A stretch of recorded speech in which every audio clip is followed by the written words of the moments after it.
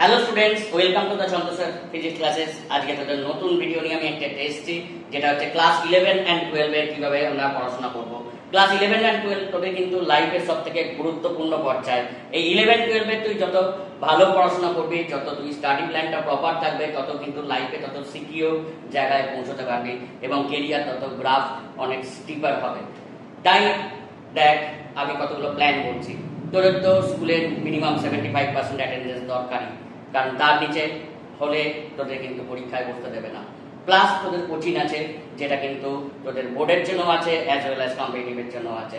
কিন্তু এর মধ্যেও তোকে মিনিমাম 4 আওয়ার সেলফ স্টাডি করতেই হবে, না হলে কিন্তু তুই কখনোই কিন্তু সাকসেস পেতে পারবি না। মিনিমাম 4 আওয়ার সেলফ স্টাডি, তাকে টাইম তো কখনোই নষ্ট করা যাবে না, কারণ টাইমটা কিন্তু একটা ভাইটাল ফ্যাক্টর।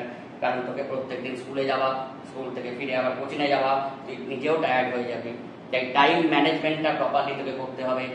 আর এই টাইম ম্যানেজমেন্টটা করতে গেলে তোকে মোবাইলে গেমস খেলা যাবে না, বা তোকে কিন্তু ওই রিলস ফিলস এসব দেখা যাবে না। কারণ দেখ, টাইমের কিন্তু একটা ইম্পর্টেন্ট একটা মানে আছে। আমার ভাষায় দেখ, টাইমের মানেটা আমি বলে দিচ্ছি একটু। TIME, তার মানে total investment of money and energy. তুই টাইম নষ্ট করা মানে total investment of money and energy. Time তো নষ্ট করছিস, তার সঙ্গে মানি নষ্ট করছিস এবং এনার্জি নষ্ট করছিস, এবং তোর কেরিয়ার গ্রাফটাকে আস্তে আস্তে নামিয়ে দিচ্ছিস। থ্যাংক ইউ আমার ভিডিওটা দেখার জন্য। আশা করি তোরা কিন্তু এটা ফলো করবি।